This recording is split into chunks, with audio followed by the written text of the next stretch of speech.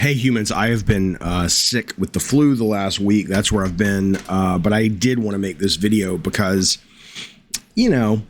I find some of the responses to the news a little obnoxious. This is the story of Game Pass cannibalizing sales that Microsoft wrote in some document that ended up being part of, I guess, discovery or what have you for the Sony Microsoft Activision brouhaha. Okay. With the exception of a couple of cases that had been trumpeted, like the Descenders, the downhill mountain bike game, where the developer did see sales, the publishers did see sales increase because of Game Pass, I don't think most people have been operating under the assumption that if you are released on a subscription service first, you're not going to affect sales. I mean, that's otherwise, why would you be paid to be on the subscription service? When we did Drawn to Death, and that was a launch of PlayStation Plus title, we weren't idiots. We knew that, unless the game was a mega success, that the lion's share of people getting into the game for the first time was going to be happening in that month because it was free, and we got paid for that risk that we took of it cannibalizing the sales. Well, of course, who would buy something that is free, right? And you know what I'm saying when I say it's free. So why people are now acting like this is a surprise is moronic. No one was ever going around saying this wasn't the case, and if they were, you shouldn't be listening to that person because they're an idiot. At least in the case, other than the cases that were very specific examples, like Descenders. But now people online are saying, see, we told you it wouldn't work, as if this is some kind of gotcha of, oh, well, shit, now that we realize that the sales are being harmed by being on Game Pass, see, yes, do you think that's not baked into the cake? You think that's not baked into the numbers? You think the people who made Stray and made it exclusive Annapurna for PlayStation, let alone free for PlayStation Plus first month, you think they didn't go, well, okay, let's calculate how many sales we'll lose and what Sony is paying us on the front end that we get guaranteed. I mean, this is how it's done. This is not, no one's trying to pull one over on you. Whether or not that business model works or doesn't is still, the jury's still out, I think, but it's not built upon, whether it works or not is not built upon this pillar. It isn't like everyone who thought Game Pass, like myself, was going to be successful, and I still do, was like, yes, but it has to not cannibalize sales. No one ever said that.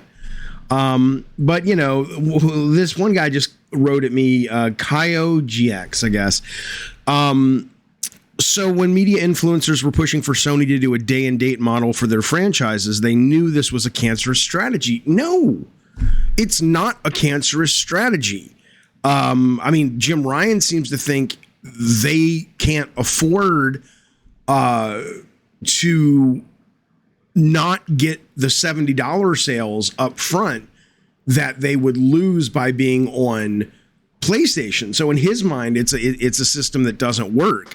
But the fact that sales have been cut into because you're on the subservice, that's not some kind of, they knew it was a cancerous strategy, yet they tried to paint PlayStation as a villain. God, man, get out of your own way.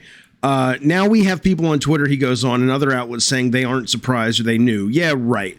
All the back and forth about how Game Pass was the future and how it encouraged sales. I never said it encouraged sales. All propaganda. No, it's Jesus.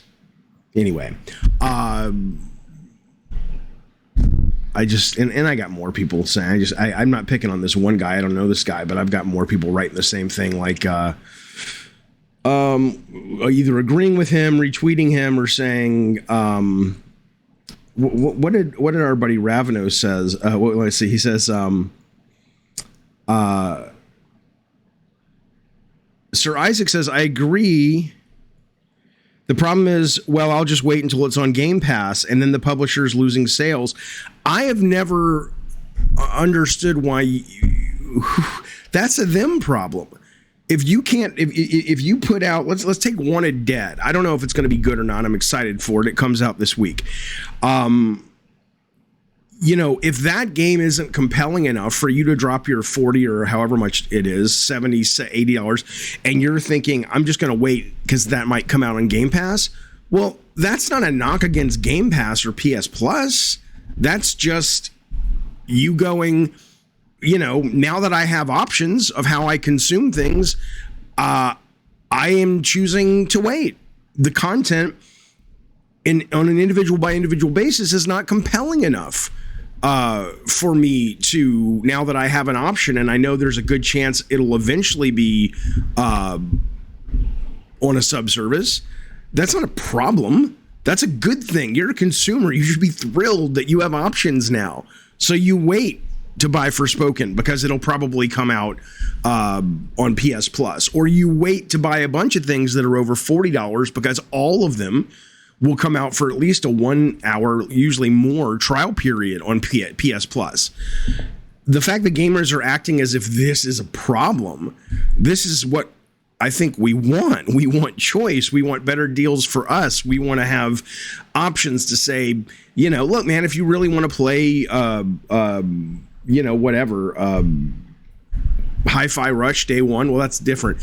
If you really want to play a game that, let's just say God of War, you really want to play God of War Day One, it'll eventually come to PS Plus, one of their classic series or whatever, but let's say it'll be a long time. Well, go buy it.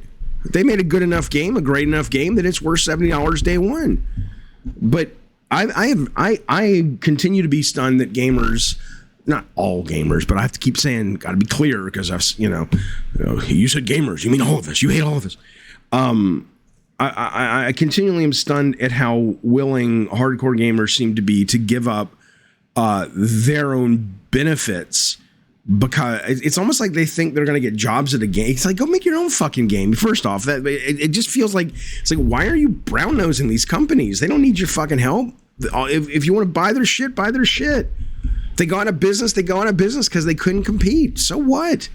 My God. It's like they're not charities. Anyway, I have the flu, so I'm extra cranky. Be well. I'll see you guys on a live stream this week, probably hopefully tomorrow. Did you guys play any of the Next Fest games? Man, there were some good ones this month or this quarter. Oh my God, there were some great demos. I'll talk about those tomorrow. But be well, be safe, and come on now. Let's stop. Let's stop.